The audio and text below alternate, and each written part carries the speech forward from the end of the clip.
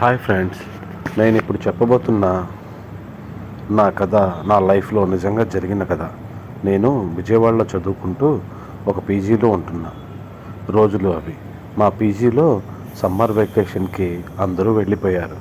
నేను ఒక్కడినే research paper అని స్టంట్లు వేసి అక్కడే ఉండిపోయా.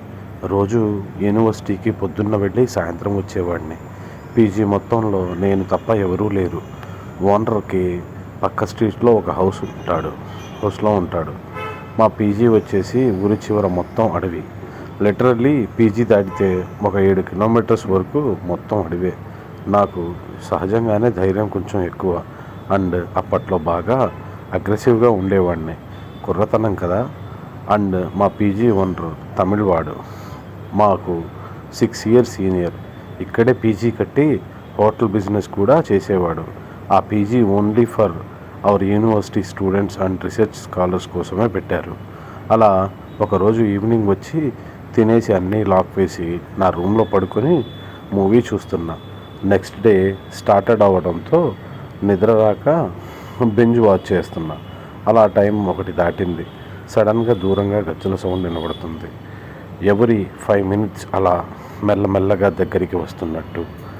అయినా ఎందుకో భయం వేయలేదు. కాసేపటికి ఆగిపోయింది. ఒక 20 minutes తర్వాత మళ్ళీ స్టార్ట్ అయ్యింది. ఈసారి నా ఫ్లాట్ నుంచి వస్తున్నట్టు సౌండ్ వస్తుంది. ఇంకా లాభం లేదు అని ఏసీ అండ్ ఫ్యాన్ కట్టేశా. ల్యాప్టాప్ ఆఫ్ చేసేసా.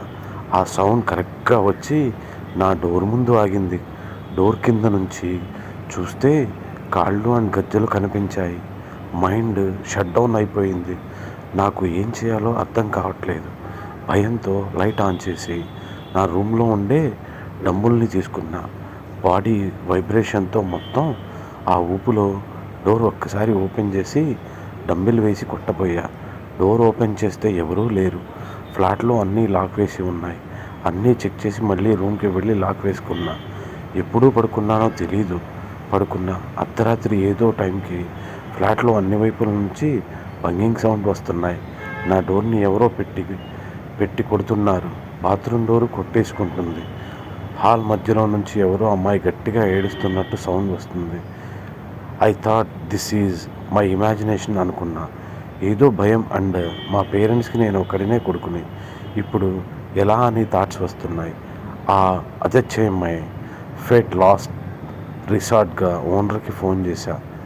ఏదట్లేదని థర్డ్ టైంకి ఫోన్ లిఫ్ట్ చేశాడు.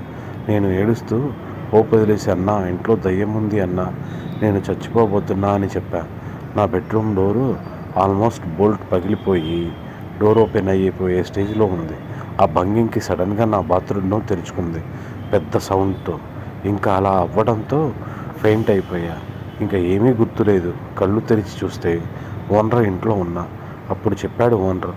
అలా ఫోన్ చేయగానే ఓనర్ అండ్ వాళ్ళ హోటల్ వర్కర్ పరిగెత్తుకుంటూ వచ్చారు అంట. పీజీ కింద నుంచే ఆ సౌండ్స్ వినిపిస్తున్నాయి అంట. నా డోరు ముందుకి వచ్చి గట్టిగా అరిచాడంట. అప్పటిదాకా వచ్చిన సౌండ్స్ సడన్గా ఆగిపోయాయి. ఆ hotel worker and owner flat and నా రూమ్ తలుపు పగలగొట్టి నన్ను వాళ్ళ ఇంటికి తీసుకెళ్లారు. ఆ పీజీ కట్టిన ల్యాండ్లో ఒకప్పుడు ఒక బ్రాహ్మిన్స్ ఫ్యామిలీ ఉండేవాళ్ళు. చిన్న హౌస్లో ఫ్యామిలీ అంతా యాక్సిడెంట్లో చనిపోయారు. Expect the daughter and she later committed suicide in that house. ఇది అంత ఓనర్ నాకు తర్వాత చెప్తున్నాడు. నెక్స్ట్ డే ఏం మాట్లాడకుండా మొత్తం సర్దేసి నేను 6 kilometers అవతల ఇంకో పీజీకి వెళ్ళిపోయా. ఆ సంఘటన నన్ను చాలా భయపెట్టింది. Thank you friends. కథ నచ్చితే లైక్ చేయండి, షేర్ చేయండి, సబ్స్క్రైబ్ చేయండి ఫ్రెండ్స్. మీ లైక్ నా ఛానల్ ఇంకా చాలామందికి రీచ్ అవ్వడానికి, నా స్టోరీ ఇంకా చాలామంది చదవడానికి హెల్ప్ అవుతుంది. Please support me friends. Please like, share and subscribe friends. Thank you for your support friends.